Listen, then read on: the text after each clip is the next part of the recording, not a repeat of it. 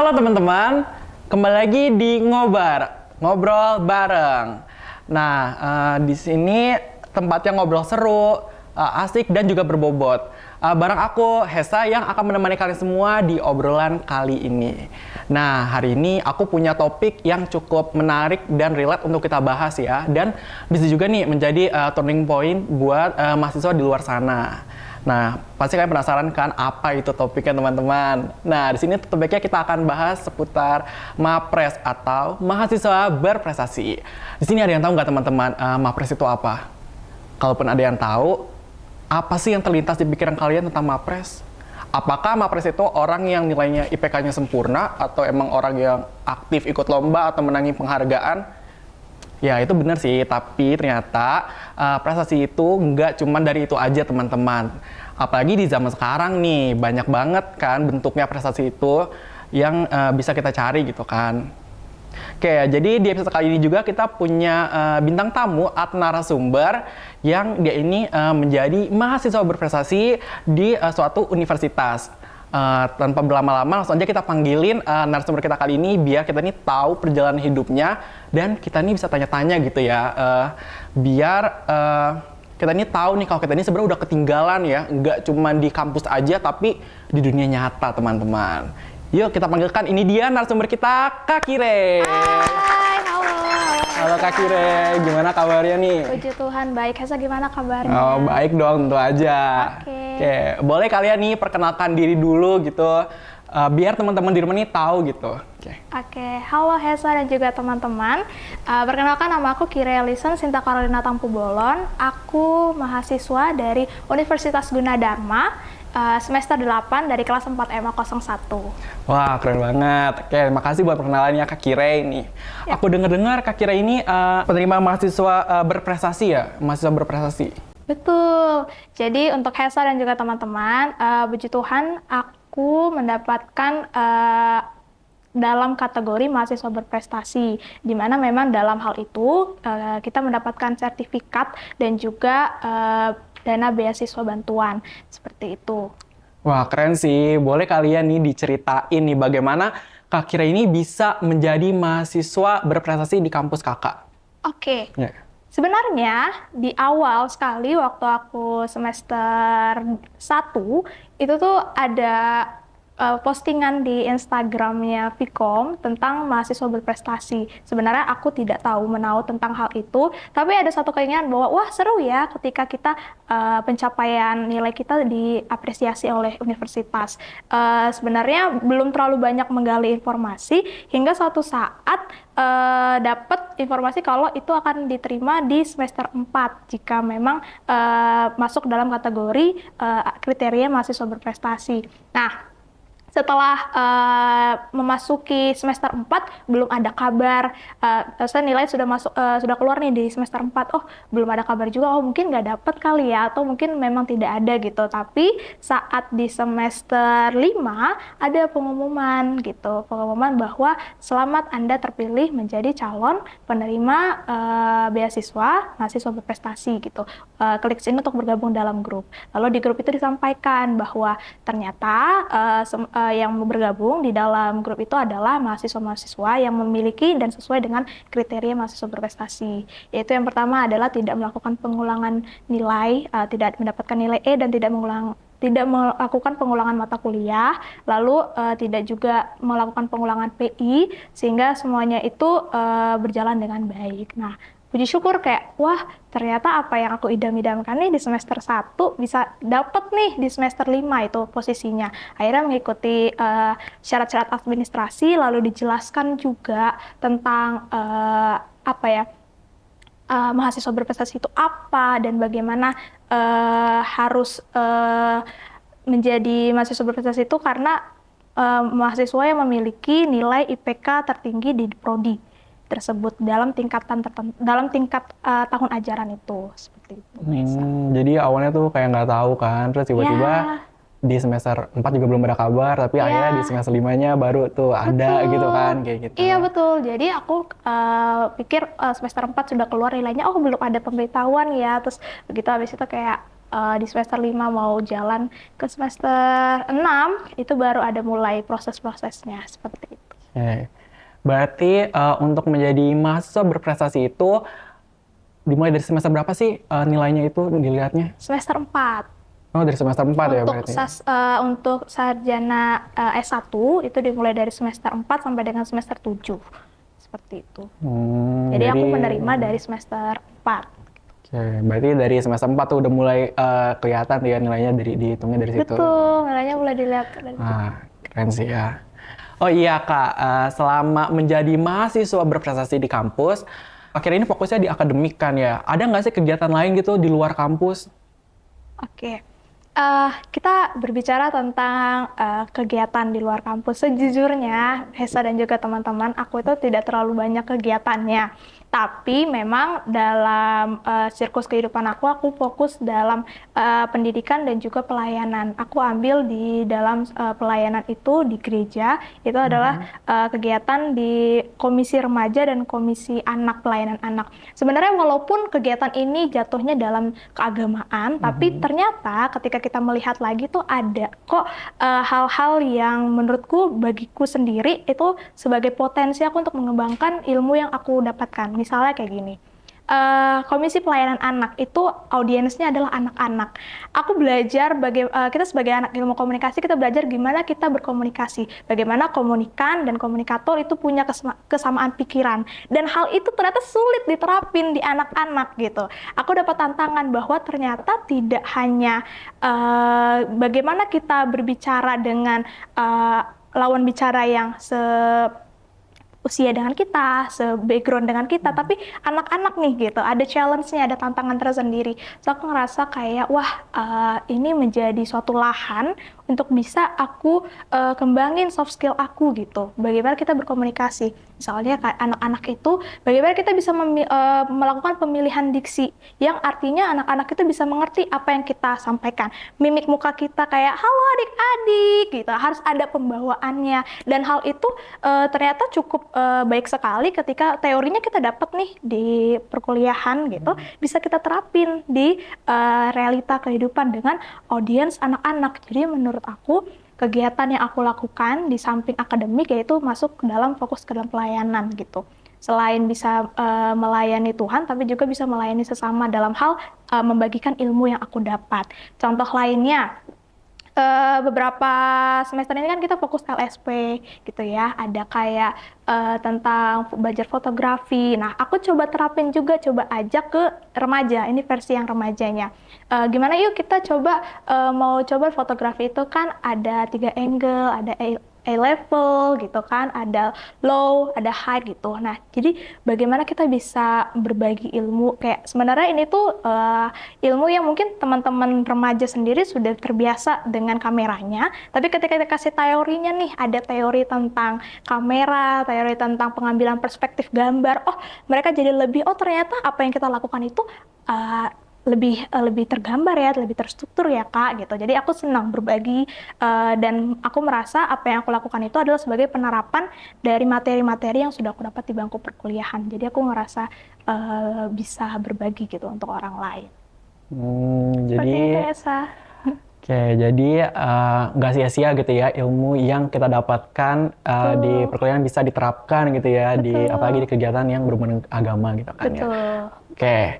Jadi kan lumayan sibuk ya kelihatannya ya kegiatannya nih.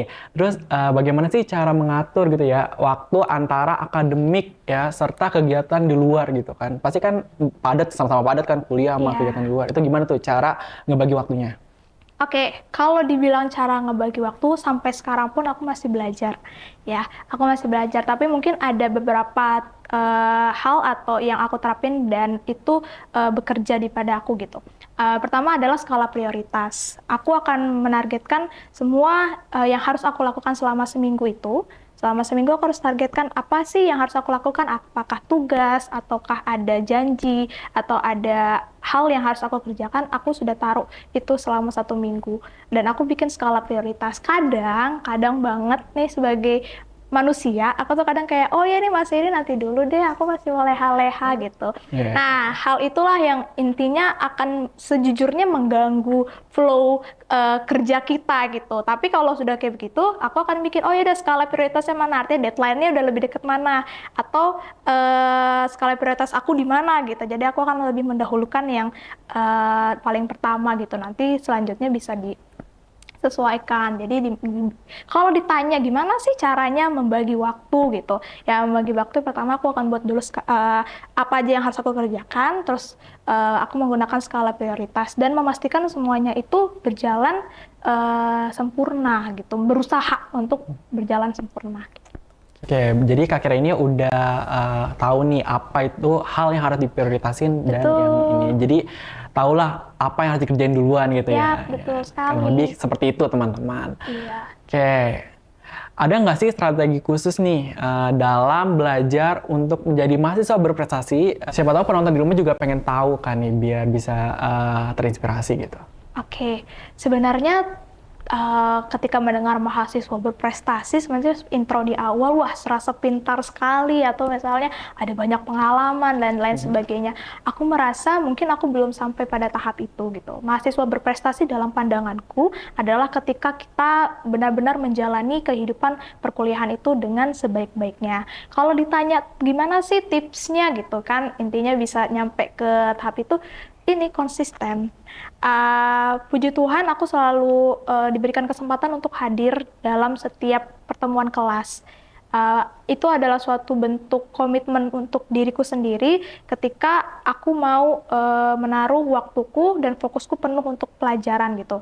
Nah, sebenarnya wajar sih setiap pertemuan itu pasti ada up and down-nya mood kita untuk bisa mendengarkan materi dosen gitu. Tapi mungkin cara yang aku lakukan adalah memastikan setiap hari itu pasti ada minimal satu catatan atau satu poin aja per materi itu. Entah itu mau HP ataupun tulisan gitu. Yang nantinya akan aku kumpulkan untuk direview di akhir persiapan gitu. Misalnya kayak dengar materi dosen, oh tentang teori ini gitu. Sebenarnya nggak ngerti, tapi aku tulis aja gitu. Oke, hari ini gue belajar tentang ini gitu. Nah, terus habis itu nanti biasanya kalau aku pas UTS ataupun UAS, aku akan buka semua catatan aku dan aku akan coba apa ya, layaknya seorang yang mempresentasikan itu kepada orang lain. Padahal mungkin di situ aku hanya di kamar aku, boneka-boneka aku doang mungkin yang dengar aku ngomong gitu, atau agak betternya itu ada adik aku suruh sini kamu dengerin aku mau presentasi ya gitu. Aku kayak gitu, kayak ngerasa kayak aku nanti aku mau ngejelasin ini ya, aku kayak coba. Karena gini, kita harus bisa mentransfer pengetahuan itu ke orang lain, artinya kita bisa paham. Kita paham, orang lain nanya, berarti dia paham dong sama apa yang kita omongin. Ya, gitu. Aku coba ngelakuin itu ya, jadi misalnya aku kemarin itu tentang manajemen krisis, gitu kan. Aku baca tuh PPT-nya, terus aku coba, kamu duduk sini, dengerin aku mau ngomong gitu. Akhirnya aku ngobrol gini-gini, terus dia nanya, emang ini apa gitu. Terus aku bisa jawab, so ngerti, oh ya, berarti aku sudah tahap untuk bisa menjelaskan hal itu ke orang lain, kayak gitu. Atau kalau memang tidak bisa, nggak ada orang yang bisa diajak untuk dengerin aku nulis biasanya. Nulis lagi dengan kata-kata sendiri, apa sih yang udah aku baca nih selama misalnya 14 PPT itu, apa sih yang udah aku baca, aku tulis pakai kata-kataku sendiri per poin aja kayak gitu. Itu sangat membantu aku merecall apa yang sudah aku pelajari kayak gitu. Jadi itu sangat mudah ketika kita dapat soal yang ini arahnya ke sini, ini kayak gitu.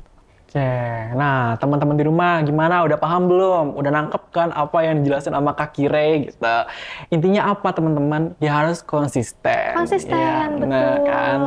Oke, lanjut ya kita ke pertanyaan selanjutnya.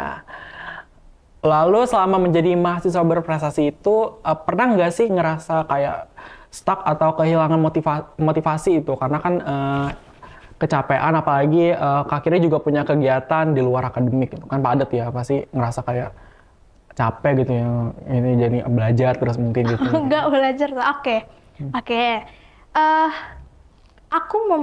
Memandang kecapean itu adalah proses yang wajar gitu. Aku ya memandang karena dalam kehidupan kita pasti kita perlu energi untuk bersosialisasi, untuk melakukan kebutuhan kita atau yang menjadi tugas dan tanggung jawab kita. Nah, kalau dibilang kita capek nggak sih, misalnya banyak aktivitas ataupun ada banyak tugas dan tanggung jawab, pasti pernah gitu. Nah, kecapean itu wajar banget. Mungkin contohnya semester kemarin ya. Semester kemarin aku tuh magang. Yeah. Jadi aku tuh ikut program pemerintah MSIB yang dimana aku dapat konversi SKS. Jadi aku bisa melakukan terjun ke dalam dunia profesional. Nah, kalau dibilang kecapean, aku mungkin lebih ngerasa capek itu terberat itu yaitu mungkin pas lagi magang sama PI. Aku kan jelasin magang dulu kali ya. Pas magang itu ketika kita terjun ke dalam dunia profesional, kita itu kan ketemu sama orang-orang profesional juga. Nah, ada sedikit proses untuk adaptasi ketika biasanya kita sama dosen yang dikasih materi, ini kita ketemu sama atasan mentor kita yang as a profesional gitu, kayak kita harus bisa ngasih soft skill kita sesuai sama apa yang kita tampilkan di CV kita kayak gitu kan. Nah, di awal-awal tuh aku perlu adaptasi kayak aku kan kemarin itu terjun ke dalam bidang product training, jadi gimana mengembangkan produk. Dan kaitannya dengan ilmu komunikasi adalah gimana kita bikin creative writing-nya kayak gitu. Nah, jujur di awal tuh, aduh bisa nggak ya, saya bener nggak ya nanti kerjanya, atau ini kan mentor ya, ini kan orang profesional, saya bisa nggak ya gitu. Itu capek mikirnya gitu, capek kayak ada tekanan juga kali ya. Iya, betul, kayak ini benar nggak ya yang saya bikin, ini benar nggak ya, ini gini nggak sih maksudnya kayak gitu. Adalah beberapa budaya-budaya di dunia profesional tuh yang akhirnya kita harus beradaptasi. Nah, justru dengan overthinking itu jadi capek padahal belum kerja gitu, malah belum dikerjain, kayak aduh benar nggak ya udah ini. Kepikiran duluan kali ya gitu. Kayak pengen menghasilkan yang terbaik. Itu ada motivasi untuk menghasilkan yang terbaik. Ternyata itu bagus, tapi kan kita juga masih magang, kita masih ini akhirnya ya setelah proses itu berlalu, akhirnya aku sadar bahwa oh ya kita kan masih magang. Ini adalah momen kita untuk belajar. So, gak apa-apa kalau kita misalnya salah dulu lah gitu. Intinya untuk bisa berproses, karena ini kan baru masuk. Cuman awal-awal aku overthinking duluan nih, aku bisa nggak ya, ini benar nggak ya, benar nggak. Banyak jadinya capek gitu. Dan akhirnya aku ambil waktu sejenak. Terus aku akhirnya mikirin, ya udah aku coba aja dulu, aku kerjain apa yang aku bisa, dan terbukti dia mentor aku mengapresiasi gitu. Terus kayak wow, ternyata aku udah overthinking duluan ya, ternyata bisa ya kayak gitu. Nah, kalau dibilang kecapean itu pasti iya. Dan jujur di dalam proses itu aku jadi lebih kenal sama diri aku sendiri.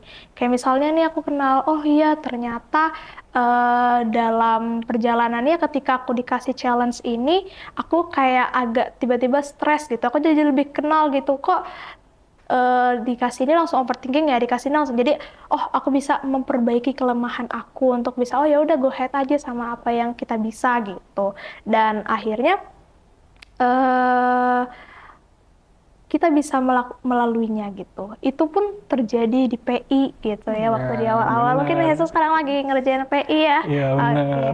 Iya, di PI itu kayak di awal-awal meraba kayak wah ini apa gitu ya. Merasa takut salah juga takut gitu. Salah, takut ritme kita berbeda sama orang lain, takut tertinggal gitu.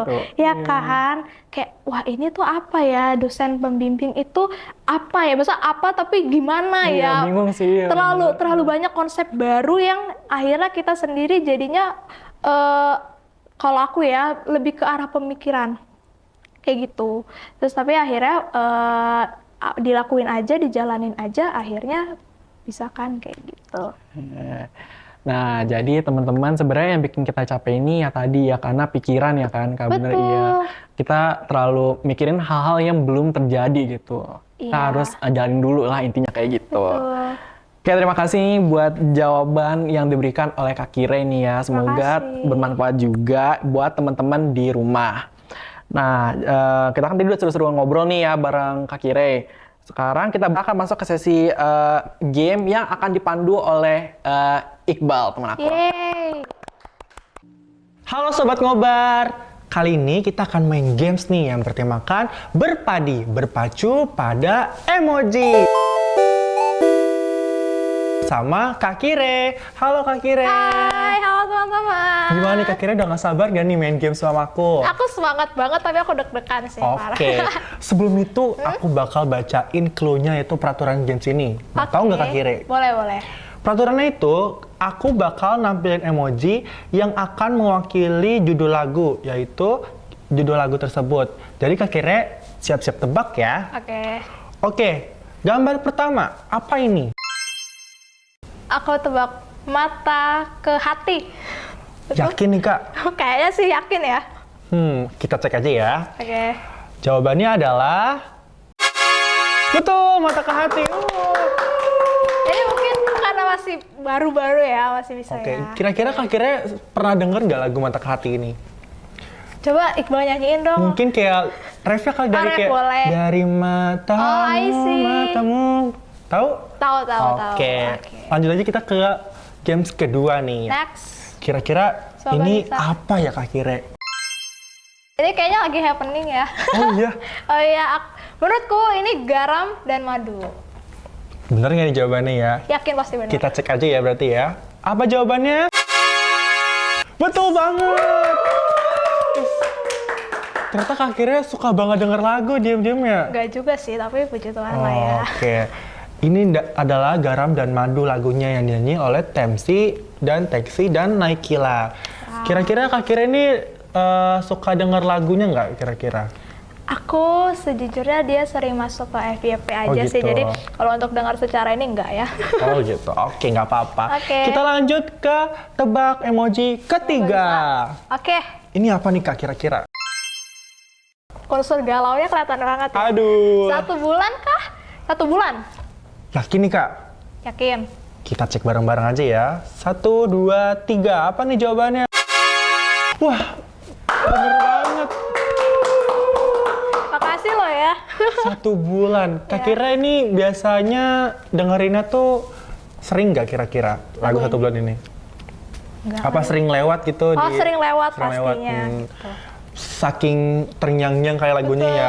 Betul. Kayaknya happening banget ya. Lagunya tuh refnya tuh biasanya kayak belum ada 1 bulan. Oh gitu, mantap banget ya Bang ya, suka nyanyi ya. Iya, Oh, maksudnya mantap suka nyanyi. banget. Oke, kita lanjut ke games keempat. Apa nih kira-kira nih Kak Kire? Bisa jawab nggak nih kira-kira? Bentar, itu ada 2 lovers, ada jalan. Duh, sumpah. Ayo, apa ya jawabannya? Ini tebak aja kali ya. Oke, boleh, Maaf boleh. ya kalau salah ya. Ini ada 2 hati jalan, apa sih? Aku hitung sampai 5 ya. 1, 2, 3, 4, 5. Jawabannya yaitu Hati-hati di jalan Baitulus. Oh, astaga, oke. Itu tuh sering banget lewat di Spotify, kalau nggak di TikTok. Lagu itu kayak hati-hati di jalan. Wih. Itu biasanya diputer nih Kak kalau orang-orang lagi mudik. Kayak itu kan vibes itu bakal nyaru banget sama lagu ini gitu ya kayak. Oh, gitu. Gitu. Mungkin next Kak Kira bisa coba dengerin lagu ini ya. Siap. Oke.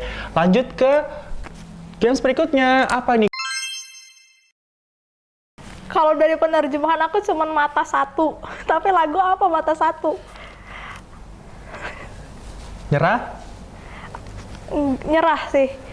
Jawabannya yaitu Pandangan Pertama Baira. Oh, gimana lagunya nih?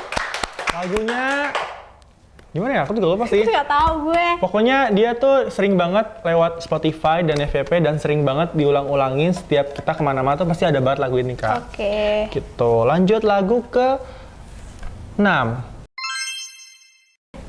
Ini lagunya sering banget relate ini sih. Perahu kertas. Ih, betul Iya nggak sih? banget. Betul, Wah, betul. gila. Betul. Kira-kira Kak Kira tahu nggak nyanyi siapa ini? Oh, Mayudi Ayunda. Betul. Berarti emang bisa dibilang ini sering lewat banget ya Kak. Iya, Sering lewat iya. terlintas di pikiran Kakak lagunya Maudy Ayunda. Betul. Oke, lanjut ke pertanyaan berikutnya. semoga nggak salah. Panah asmara. Panah Yakin? asmara? Iya, cobalah ya. Itu panah sama cowok sama cewek, berarti Iya. jawabannya kira-kira apa? Panah asmara. Oke, Nggak kita tahu. buktikan ya, Kak. Coba. Jawabannya adalah betul. Ternyata Kak Kira bisa jawab juga Aku emoji seneng ini. banget lo bisa jawab, jujur. Iya. Bagus, berarti Kak Oke. Kira tuh bisa dibilang bisa jawab pertanyaan-pertanyaan kita yang mudah ini bisa dibilang. Iya, oke. Biasanya nih Kak Kira pernah dengar gak lagu itu? Panah asmara Iya, mungkin sering ya. beberapa Lagunya kali paling ya. kayak panah asmara. Wih. Lanjut, kita bakal ke games ke-8. Ini Mawar Jingga nggak Ini sih? penyanyinya lagi viral banget. Mawar Jingga nggak sih? Kalau Mawar benar, Jingga, benar nggak ya? kita cek Coba bareng-bareng ya. Jawabannya adalah betul. Dia sama Nah, Mawar Jingga ini biasanya dinyanyiin sama salah satu penyanyi, yaitu tuh dia lagunya lagi ngetop banget, Iya. namanya Juicy Lucy. Selain itu tuh dia juga punya lagu namanya Sialan. Kak Kira pernah denger gak lagu Sialan? Iya. pernah dengar. Mawar Jingga ini termasuk top song aku sih. Oh gitu, berarti bisa dibilang masuk ke playlist lah kayak Betul. gitu. Oke, kita lanjut ke pertanyaan selanjutnya. Ini emot apa kira-kira Kak? Ada hati, ada begini. Apa tuh? Itu cinta, itu berisik taruh bentar apa ya? Berapa menit aku kasih punya waktu? 5 detik. 1, 2, Cinta, 3, 4, cinta 5. diam? Cinta diam? Yakin? Nggak tahu, ya coba aja Oke, lah. kita buktikan bareng-bareng ya teman-teman. 1, 2, 3. Jawabannya cinta dan rahasia. Oke. Ini tuh dinyanyiin sama Yura Yunita dan almarhum Glenn Fredly. Ini biasanya tuh sering banget orang-orang misalnya dia merasa kangen dengan Glenn Fredly almarhum, bisa denger lagu ini Kak, Cinta dan Rahasia. Oke. Lanjut ke pertanyaan terakhir. Nah, ini bisa dibilang bisa lah Kak. Bisa. jawaban. Ini jadi alarm aku setiap pagi Blue Jeans. Bye. Enggak. No. Yakin? Blue Jeans lu nanya. Oke. Jawabannya adalah bye. Bener Enggak, bener. Ih, siapa sangka Kak Kira bisa jawab pertanyaan terakhir ini. Gila, Kak Kira berarti diam-diam tuh punya playlist yang bagus-bagus loh. Aku baru tahu loh, Oh Kak. iya, terima kasih. Oke, mungkin itu saja. Terima kasih dari pertanyaan games ini. Semoga bisa menghibur Kak Kira dari pertanyaan satu yang bisa dibilang tuh kayak lagi tegang-tegangnya. Oke, terima kasih Kak atas waktunya. Terima kasih. Terima kasih Iqbal, terima kasih teman-teman. Bye-bye.